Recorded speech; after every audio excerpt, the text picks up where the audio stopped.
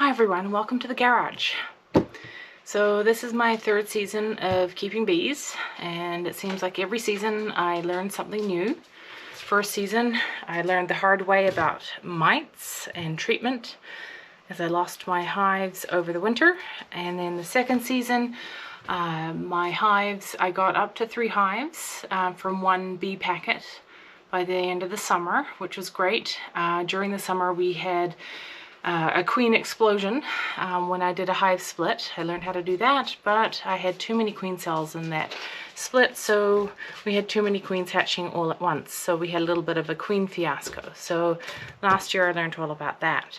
This year we're actually having problems with the queens again, however not too many. We have 2 hives that don't have queens right now. So earlier in the season I had 1 hive that was starting to make queen cells, big beautiful ones, so I was like, okay, it's time to do a split. They must be getting ready to swarm.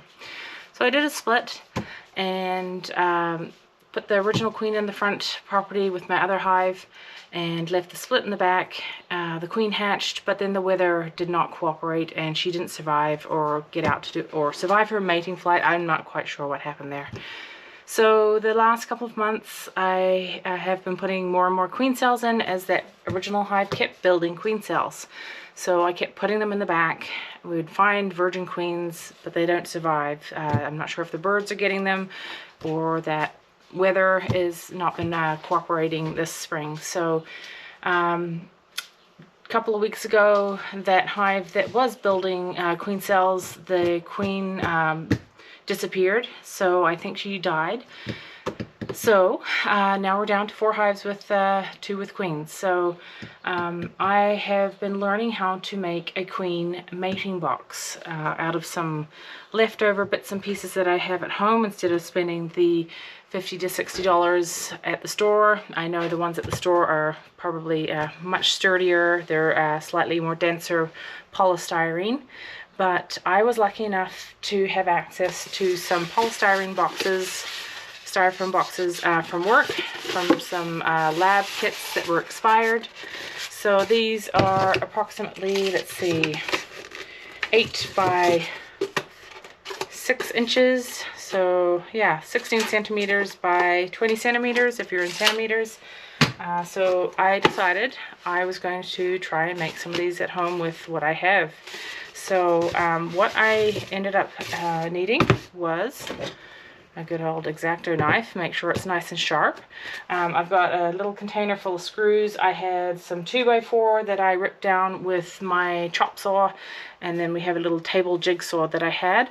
And then I was lucky enough to pick up some hardware cloth from our local buckwheat fields. It would only cost you like, you know, $1.50 for that, maybe $3. I got it for free because they were just cutting off an offcut off the end of a roll, and I was like, that works for me, and they gave it to me for free. I also lucked out and got a plastic queen excluder that I've been using to chop down into pieces for the hive. They were on sale, so that might be more expensive depending on where you are.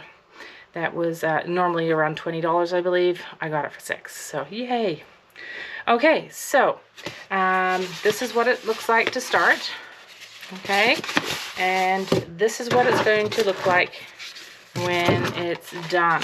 Now I made a few mistakes along the way, so I have had a few boo-boos here and there and learnt, but I think this is good enough.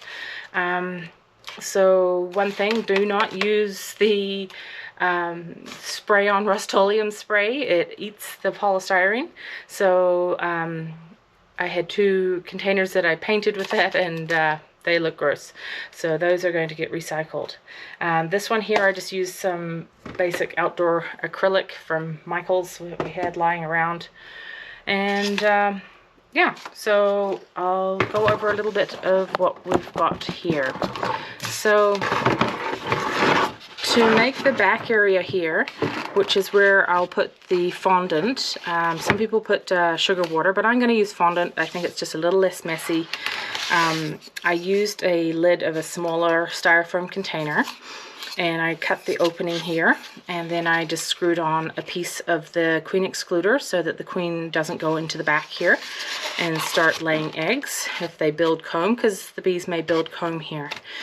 Now with the chop saw, I carefully chopped down the timber to be sort of strips, and I made smaller strips for the side, used the bandsaw, chop saw thing to make a little groove here, glued those in, and then cut some foundation, and with the old handy dandy blowtorch lighter thing, I melted those into the frame. So this is what you'd put in here as a starter for the bees. And apparently once I have my queen cell, I would put it in here with about a cup of nurse bees. The way you get the nurse bees is by finding a brood frame and shaking those bees into a container. And then you could just use a cup to scoop them up and put them in here. When you put them in here the first time, you're going to actually close it up, which is why I've made this entrance like this, so you can just kind of spin that around like so. So that'll be the bee entrance. There's also a ventilation hole at the bottom, and I used some roofing screws just on each corner just to sort of have a little bit of lift off the ground for the ventilation. Also adds a little bit more weight to the box, surprisingly. Yeah, so this is that. This one here I made as a second story. So depending on how we're going, sometimes you're not ready to add the queen to your hive, or you don't have a hive ready for them. I made another one here with just the frames, and the way this is going to work is I've cut a hole in the bottom so that you can get up into there, and I used some of the queen excluder screwed onto the sides, and that is just going to fit on like that. So that will fit on over the top. The lid will go on, and there we have it. We have a little 2-story bee home for a queen mating nook. So you don't need many supplies, like I said. A good X-Acto knife, wire cutter, and a chop saw, or some kind of saw that you feel, comfortable using. I will keep you posted on how this goes. I just received my queen mating kit in the mail, so I'm super excited to try and get that up and running this weekend. Thanks for watching. If you have any questions, please let me know. I'll try and answer them the best I can.